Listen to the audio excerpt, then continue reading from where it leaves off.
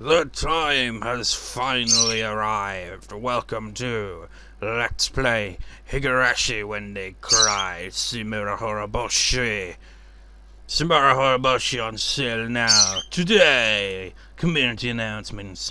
Order Tsumihoroboshi now and get 10% off during launch week at long last. Even Steam is acknowledging as yeah, it's been a long time. You can enjoy the 6th chapter of this exciting clicked on a wrong. I just pressed down, but it didn't scroll. That was annoying. Anyways, what is it? Highly acclaimed Higurashi anime and manga series on Steam for the very first time, with updated sprites and other visuals. Fans won't want to miss.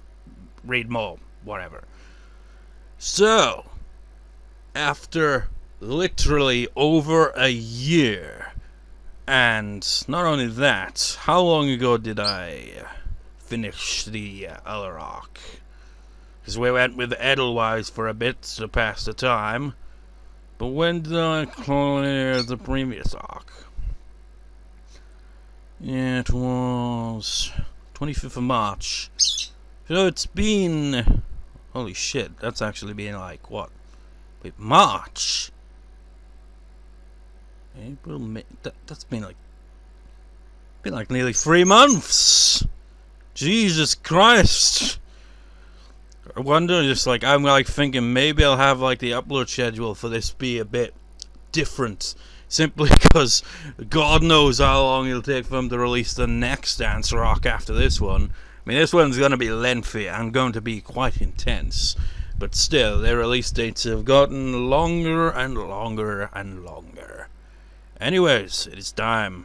Also, at some point I'm going to have to reshape the record window again, because I changed it when did the Edelweiss brief playthrough thing. But whatever. Oh, that reminds me, this is only released like yesterday, or today as it says, really. And you know what? It's a pain in the ass buying shit online. Do you ever find there's a pain in the ass buying stuff online? It's like, okay, now supply your details for this and that. Well, if you just bought something normally, like, here's a $5. Here's your product. Thanks. That's it. Online, it's a bit more of a pain in the ass. And you know, it says 10% off during launch week, but because the game novel is only like maybe a little under £6, which I think is a reasonable price, it doesn't really have, it's like just like, oh, 10% off at like 20 pence or something like that. But I just realizing something. My antivirus is probably going to be like, oh, that file seems suspicious because it's brand new. And I'll have to be like, no, you idiot. I bought this product and it's fine. It's fine. So, yeah, imagine that happen. But anyway, let's get to the point. Here we go now. Man, I'm going to have to reshape the window by quite a considerable amount for this. I'm just waiting for the inevitable here. Should be any second, I imagine. Jesus Christ, that took forever to freaking click on that option. Don't you hate when something lags like that? Yes, like, okay. You like to just click, okay, do this. It's like, I called him, man, my antivirus is like, oh, I'm gonna delete that. It's just like, but it gives you time to react to it. It's just like, no, that's fine. Don't delete that. It's fine. It's just like, how many people have used this? As estimated less than 5. So it goes to show how really new it is. There's only like, what, 7, 8 reviews on Steam that I saw. And you know the thing about Steam reviews is, half the time the positive ones aren't even actual reviews, and that kind of annoys me really with Steam. You browse through the reviews and it's always the critical ones, like the negative reviews, are almost always the only ones that go into detail, you know? All the like positive ones are really just like joking kind of things, you know, where they're just like, I know for this it'd be like, damn, Rena, and like be like 7 people found this funny, 20 people, 90% think this was useful. It's like, that doesn't tell you a damn thing about the arc, does it? It's like, if I ever review the Higurashi series, like do Steam reviews, I would go into more detail than that, you know. Give them positive reviews, but come on, put some more detail into it, damn it. English, please.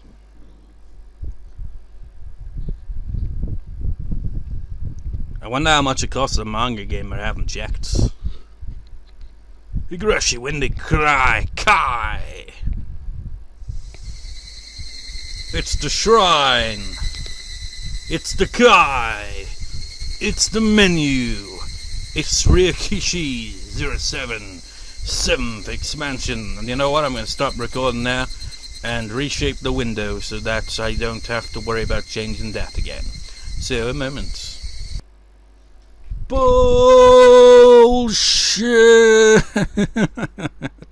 I just recorded over an hour, and like right from the start, the microphone somehow had become dislodged, so I didn't record my commentary, so I have to do it again. Oh, it was such a beautiful scene, everything was great, and now I have to fucking do it again. Oh, fuck's sake. God damn, where's the day again as well? It's been a long time. You ruined it! You fucking ruined it! God damn it! Where's that word? Now it's like 9 PM, so it's gotten darker now. So, I got no lights on in my room, so trying to frickin' find the word here. Because we haven't had a word of the day in ages. Months, you know. It's like last part of the previous arc. It's uploaded in March. It's been like 3 months almost. Where is it? Finally! Saigoni, which means finally in Japanese. Finally. And we have to frickin' do it all over again. I mean, Jesus Christ.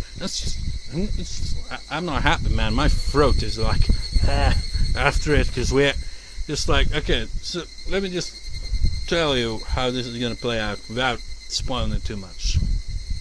We're going to start with a scene that takes place later in the plot. It's kind of like the other ones. It's a bit similar to Onikakushi in a way, where it's like scene completely out of context, and then you go back to the start, and it leads all the way up to that point. Of course, we don't see that in this part where it gets to that point, because it's a long ways away from the scene that's out of context.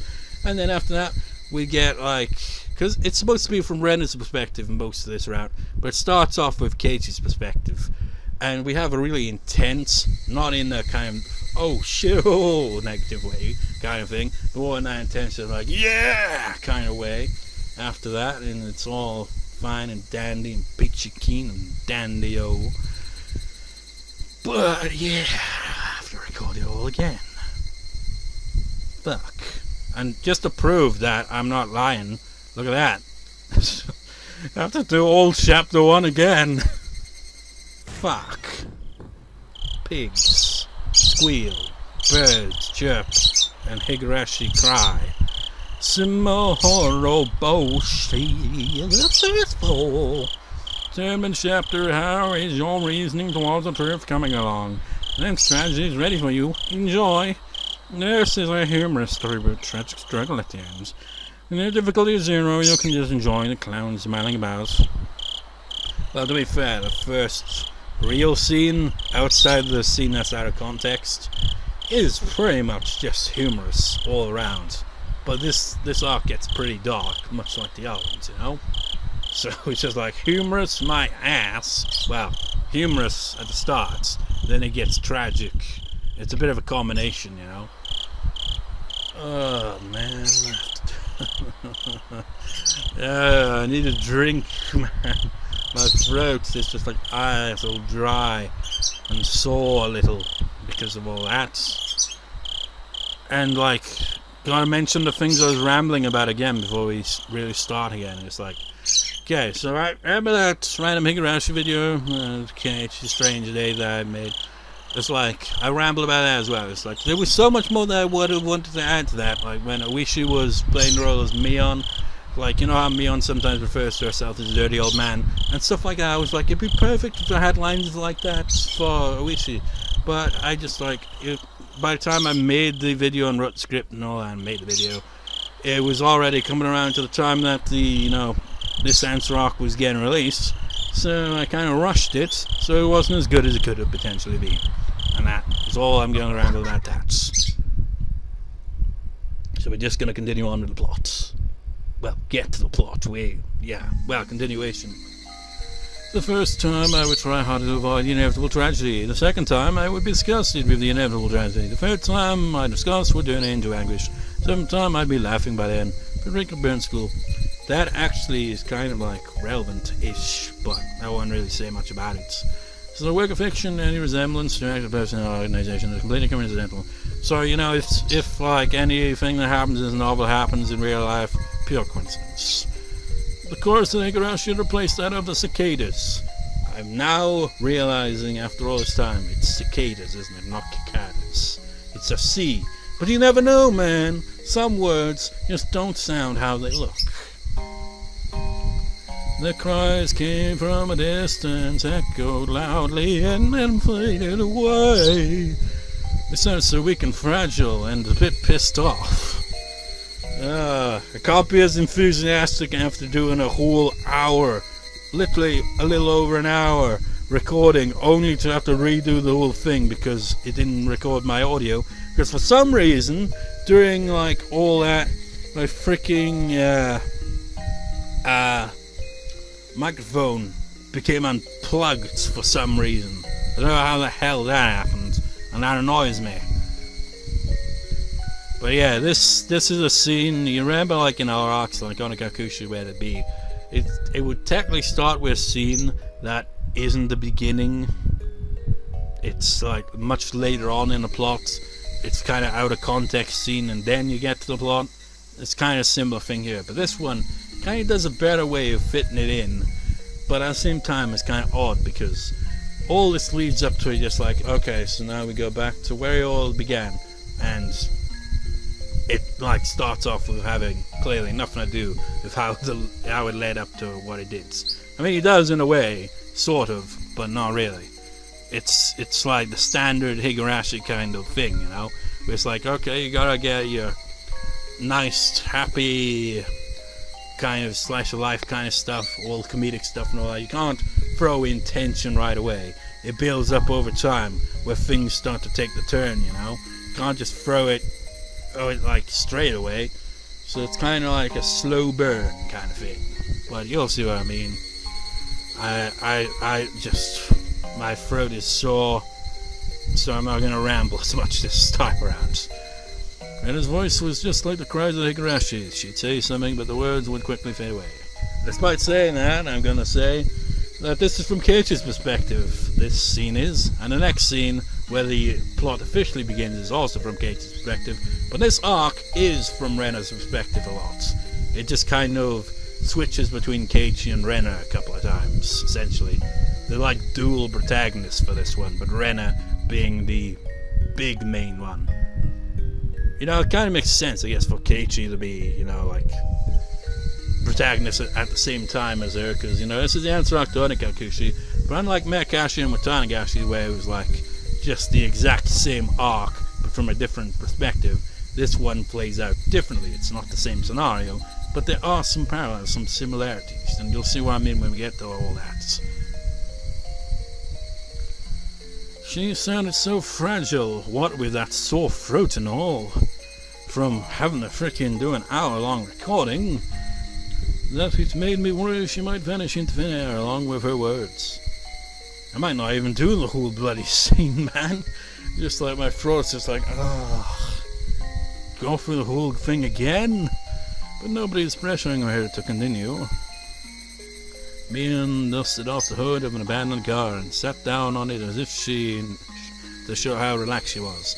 The ironic thing is, like, at the end of the recording I did, I was like, oh, it's good to be back. It's like, and now I have to frickin' do it again. It's not so good to be back when I have to frickin' re-record.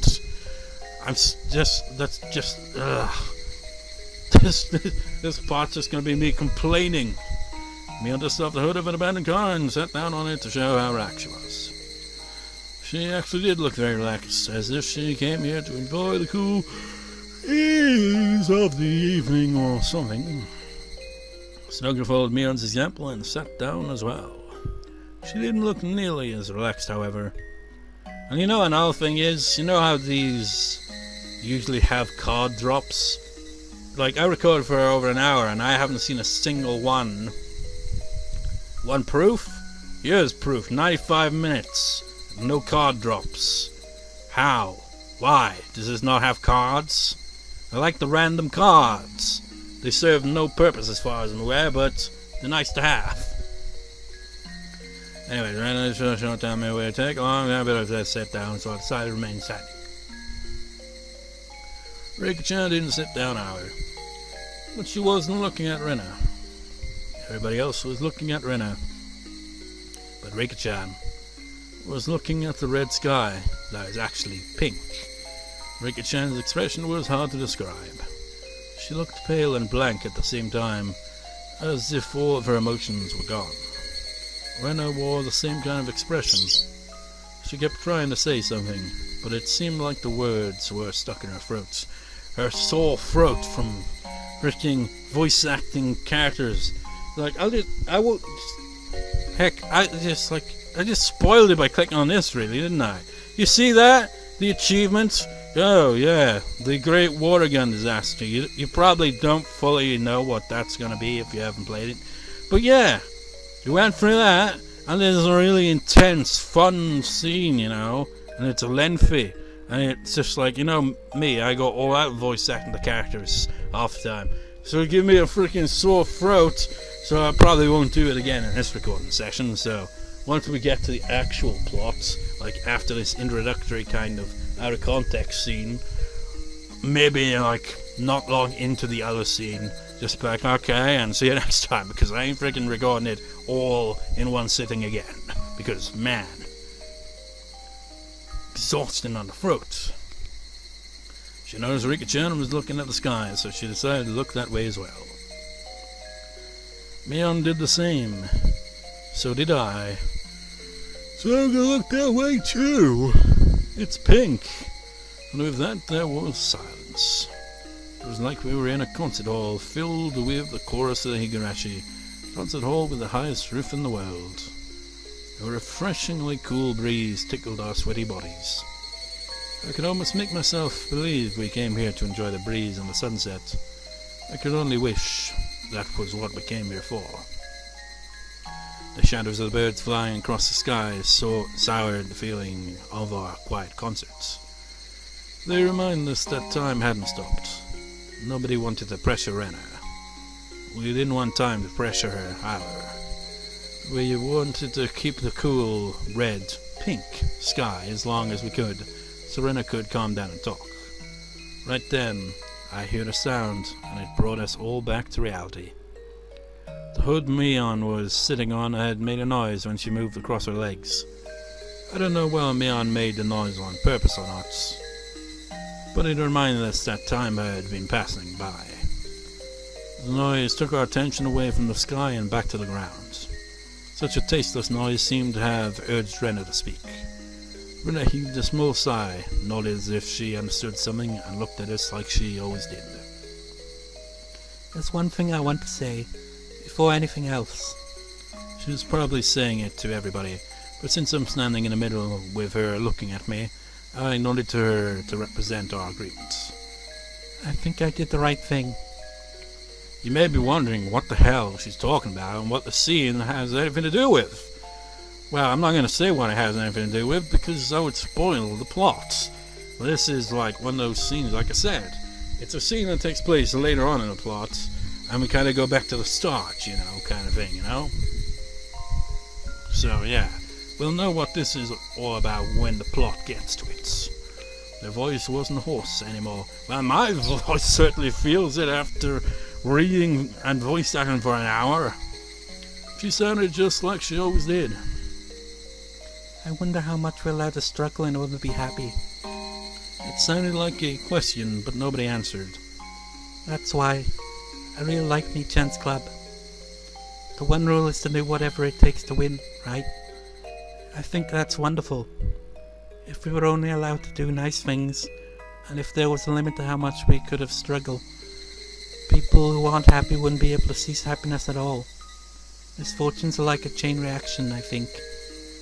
Once they begin, they're very, very hard to escape. In order to escape the chain of misfortunes, you need more than just luck or even assistance.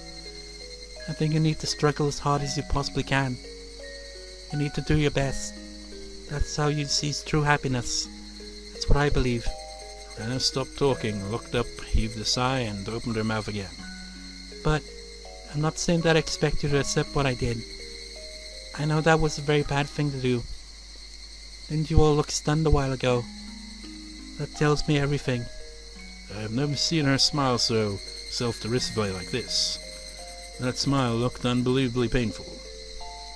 I could really feel how huge the distance between us was. There's nothing physically there, but I felt as if she's talking to us through iron bars or a chain-link fence. That's how great the distance between us was. But it's okay. There's nothing we can do about it. That's just how things are in this world. If I were you, I'd probably look just as stunned, and I'd say something irresponsible and merciless. She probably said that to hit back at us. We're just putting on a mask of sympathy, enjoying the spectacle of a clown on a stage. That's why she said that. She probably expected us to say something in return. But none of us knew what to say, and I got messaged on Facebook. Rena looked disappointed for a moment, then turned and clambered on top of an abandoned car. Then she spread her arms out and gave a little twirl, letting her skirt billow up before she grabbed both ends and gave us a graceful curtsy. Well then, are you ready for a story? This is the story of how Rena Ryugu did her best. There was no curtains or spotlights. She was atop an abandoned car amidst the trash piles, a stage specially made for her. We tried not to miss a word of what she was about to say. Now this is where it gets a bit weird to me, because this essentially is like, okay, you're probably wondering how I ended up in this situation. Well, here's why. It's just like, okay, cut to the beginning of the plot. I mean, she obviously doesn't tell them every little detail of that, but how much less interesting to read would it be if it was just told in that kind of fashion where it's like, okay, we'll just cut out all the other bits of the plot and just focus on just the main bits. None of those kind of moments that aren't necessarily important to the main plot, but they kind of develop the characters. I mean, they've been developed the whole time, but it kind of helps give impact when events happen in these characters' lives, because you've gotten to know them, you've gotten to like these characters, You've seen how they act and react to each other, you see their bonds of friendship, you see all the development in their everyday life and all that kind of thing. And it all leads up to that, so it has impact, So, yeah. When a plot actually officially starts after this scene, it's not what you'd expect. You think it's like, okay, it's going to be like something like really dramatic. No, it starts, well, it is kind of, but it's not dramatic in the way you kind of expect after an introduction like this. Try not to miss a word of what she was meant to say. We believe that was the least we could do to not hurt her feelings. Chapter 6. Tsumihoroboshi. Higurashi, when they cry. Kai!